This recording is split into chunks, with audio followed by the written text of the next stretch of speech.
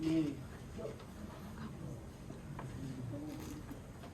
This is our second Socratic discussion, and we will be discussing how social progress is best achieved in light of how civil rights have changed over the centuries.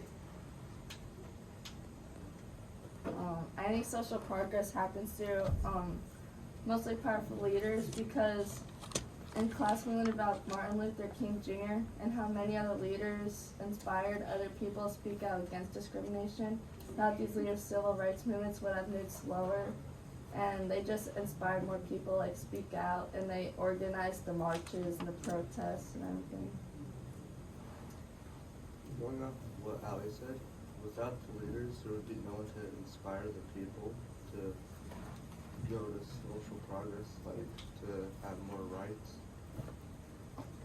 I agree with that. For example, Martin Luther King is involved with social progress because he brought publicity to major civil rights activities, emphasizing the importance of nonviolent protest. Carter, what do you think?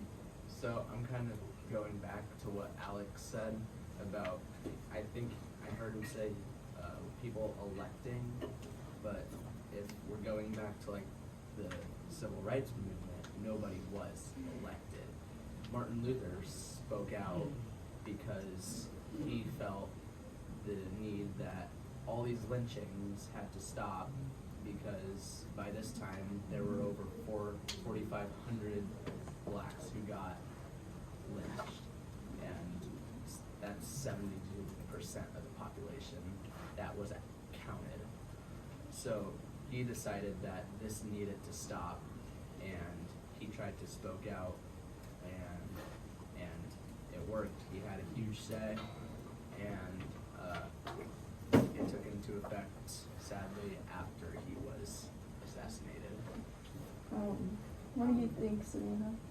Well, going off what Alex and Carter said, like Martin Luther King wasn't specifically elected, like the people listened to what he had to say, and that's what, made them feel more opinionated on lynchings and all the civil rights acts going on. Raji, what do you think?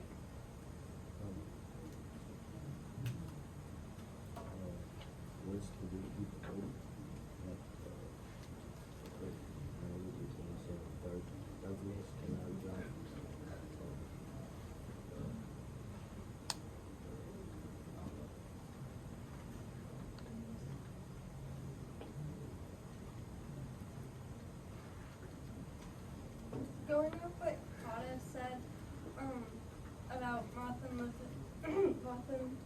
Martin Luther King Jr.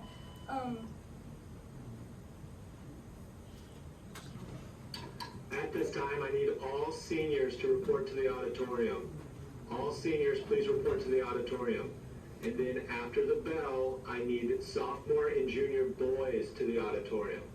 So all seniors to the auditorium right now, and then after the bell, I need sophomore and junior boys to the auditorium. Thank you. Sorry. Keep going, Chelsea. Good job. Saying, that Martin Luther King Jr. wanted a change because, like, because even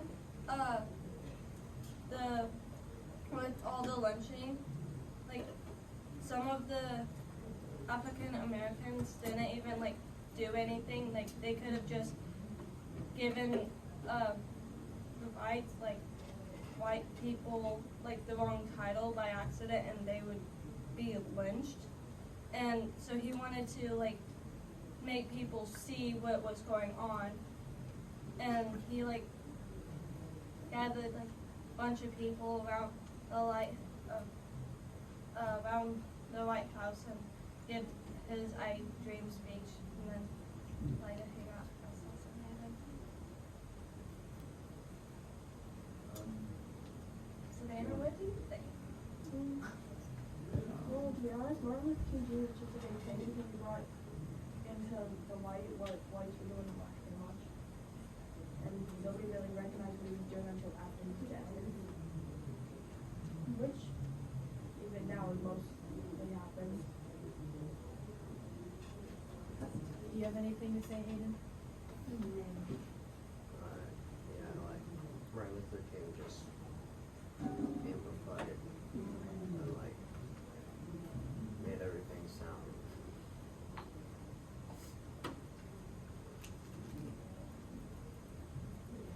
He is named a fighter to the white people in the North that didn't realize all the terrible stuff that was happening in the South to black people.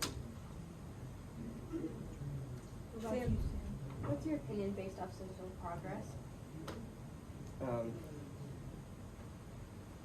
That through all the time that everyone has tried to do it, it really has only made a dent and a big pile of stuff that needs to be done for everyone to have like equal rights. Like MLK, he had a big part in it, but that only happened until after he died.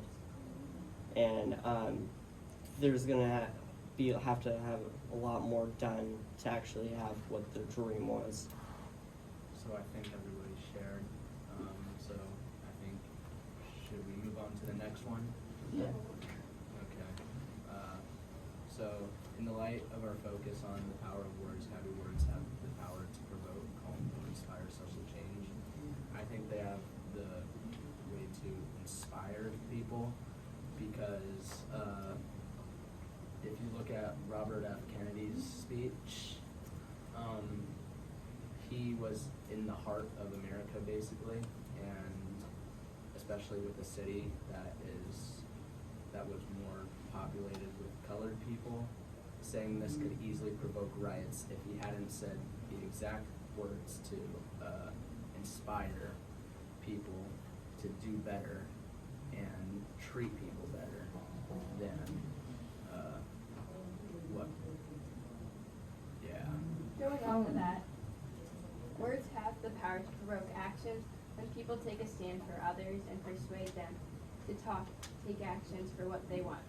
In I Have a Dream, Martin Luther King Jr. states, "No, we are not satisfied, and we will not be satisfied until justice rolls down like a water of righteousness, like a mighty stream." Therefore, he was fighting what they will not stop till they get what they want, the good of people.